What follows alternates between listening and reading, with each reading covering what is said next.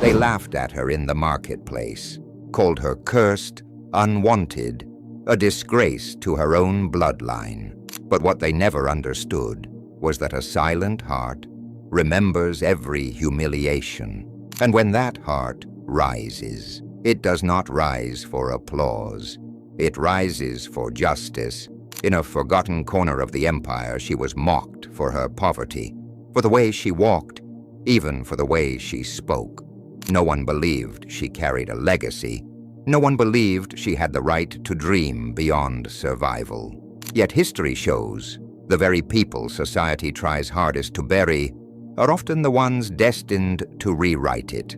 What happened next did not just silence her enemies, it made them afraid to speak her name. Not because she became powerful, but because she learned how power truly works and who deserves to hold it. If you're ready to hear how a humiliated woman turned her shame into a weapon sharper than any sword, subscribe now, because this is one story you'll never forget. Her name was Elara. No noble surname, no family banner, just Elara, the girl who sold herbs in the lower marketplace of Varine, a bustling medieval city divided not by walls or armies, but by class. The poor walked with lowered eyes, the wealthy with lowered mercy. She grew up watching lords on steady horses and widows begging for crumbs. Her mother died when Elara was 12, whispering only one warning before the fever took her. Never show them your tears. They trade in weakness here. From that day, Elara held her grief like steel. But the city had a cruel memory. Rumors began. Her herbs caused illness. Her eyes brought bad luck. Her bloodline was cursed. When merchants shouted, "Don't buy from the witch," she didn't argue. She simply remained still. But silence in Varine was interpreted as guilt. On a cold afternoon, a boy threw rotten fruit at her stall. Others followed. Some laughed. Some just watched. No one helped. She picked each spoiled fruit up without a word. That moment burned into her mind. Not anger, but clarity. She learned something few ever do. The world is not changed by apologies, but by strategy. She continued selling herbs, but no longer to survive. Now with purpose. She studied the city's nobles from afar, their habits, their weaknesses. She noticed which homes required medicine most often. The anxious, the greedy, the overconfident.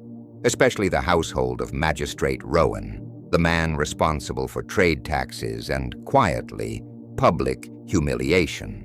He once stood beside her stall and said loudly, "If she had a father, he'd be ashamed to claim her." She never forgot his face. 2 years passed.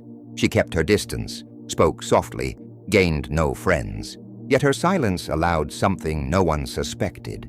She became the only one the city women trusted for healing. Not because she was loved, but because she was discreet. She never spoke of their illnesses, their tears, their bruises. She learned their secrets, and secrets, in Varine, were currency. One night a carriage arrived at her door. Inside was Magistrate Rowan's wife, pale, sweating, terrified. She begged Elara to cure her unborn child, who had stopped moving. Rowan, fearing scandal, forbade her to seek help publicly. Elara prepared remedies without judgment. She stayed all night by the woman's side and saved her. The child moved again. The family line remained intact. But as dawn broke, Rowan himself stood in the doorway. He looked at Elara as if he had never seen her before.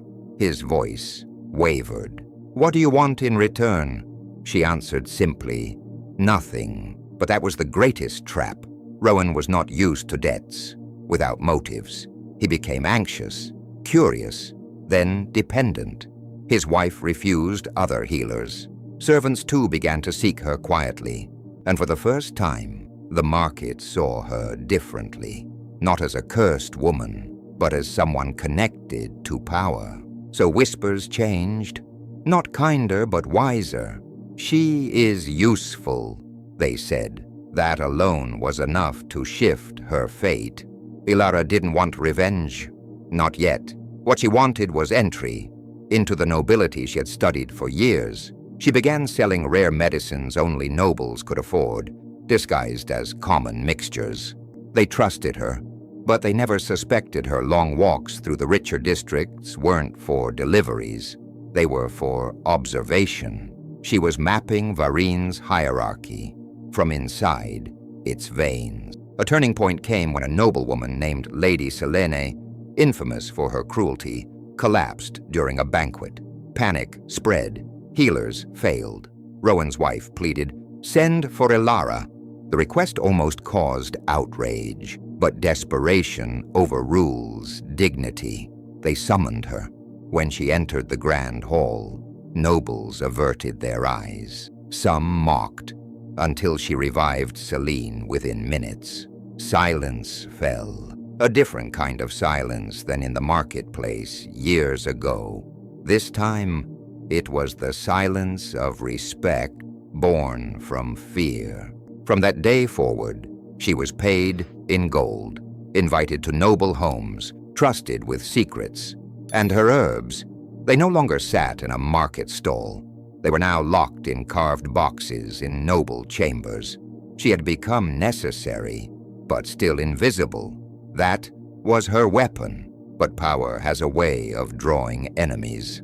Late one evening, as she returned to her modest house, an envelope waited at her door, bearing the seal of the castle itself. A royal messenger had been sent for her. Someone inside the castle needed treatment. She opened it carefully and froze. It was not a request. It was a summons under royal authority, and the condition was chillingly clear. If she failed to cure the one who summoned her, she would disappear. There was no name, only a single handwritten sentence. "You've been watched for far longer than you think." The summons bore no signature, no title, just that unsettling line. "You've been watched for far longer than you think."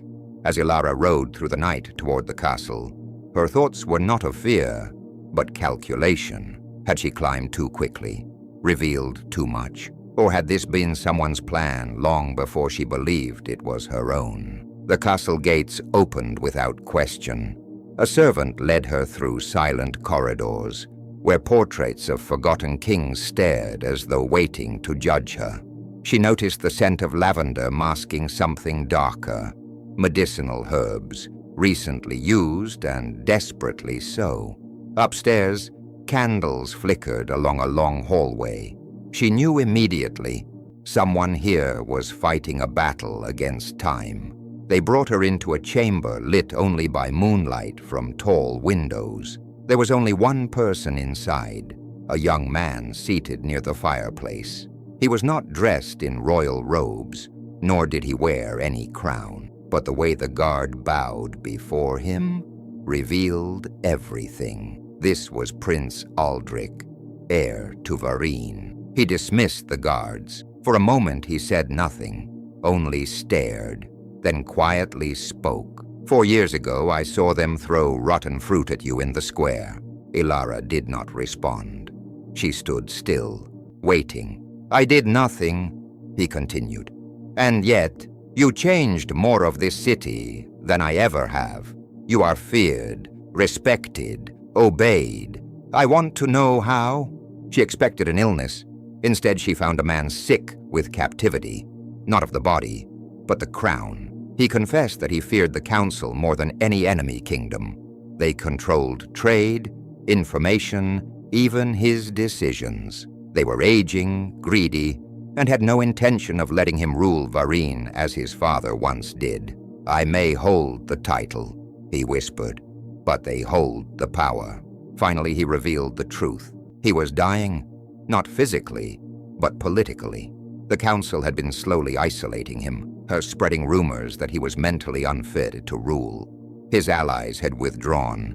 His support in the city had vanished.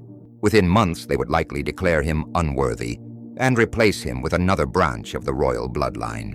He would not be killed, just erased. Royal erasure. A fate worse than exile. Elara looked at him closely. There were no signs of illness, no fever, no shaking hands, only bitterness, only fear. It was then she understood why she was brought here. He did not seek healing. He sought survival. He believed her ascent, from humiliation to influence, held the key. But Elara had learned long ago, the powerful do not ask for help without already having a plan. And indeed, he had one. He wanted her to become his shadow advisor, a silent force behind his throne, not recognized publicly, but feared privately. He believed nobles already whispered her name in caution, and that fear was a faster weapon than loyalty. If she helped him reclaim his authority, he promised her position, protection, and wealth beyond anything she had known. But Elara remembered the marketplace, the laughter, the way power treated the powerless. She had never wanted a title.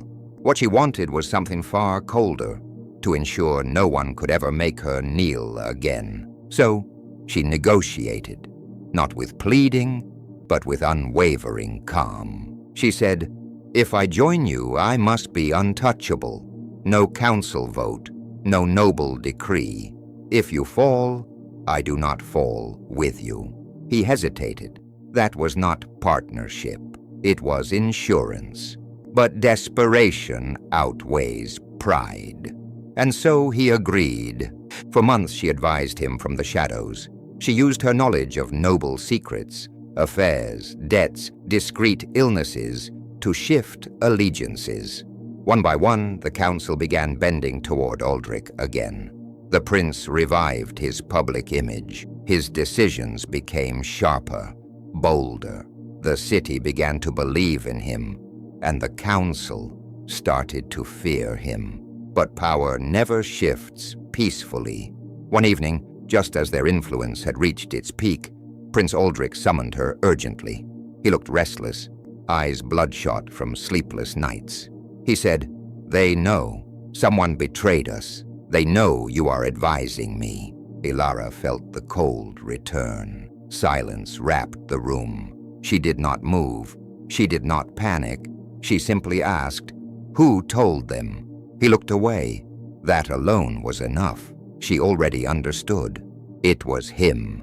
The prince himself, the very man she helped rise, had traded her name for political security, to prove he was not dependent on an outsider, to prove his bloodline remained pure. He offered her as a sacrifice to regain full control. And so guards entered. She was no longer a guest. She was now a threat. But as they seized her, she did not fight. Instead, she smiled. A quiet smile that unnerved Aldrich more than any accusation. "Do you think I made myself necessary to them by accident?" she said. "Or did you forget who they fear more? An uncertain prince? Or the woman who knows all their secrets?" The guards hesitated. Aldrich looked uncertain. The balance of power shifted again, in seconds, because at that moment, 3 of the council's most powerful members entered the chamber, and instead of arresting her, they bowed their heads to Elara. That was the twist the prince never saw coming. The council had not summoned her to be destroyed. They had summoned her to replace him. True power is not taken. It is earned in silence, built in shadows, and revealed only when others believe they hold it. Dignity can be stolen, but not forever. Those who endure humiliation often rise with a strength their enemies cannot understand, until it is too late. If this story moved you, subscribe to our channel for more real stories history tried to forget. Your support gives voice to those history tried to erase.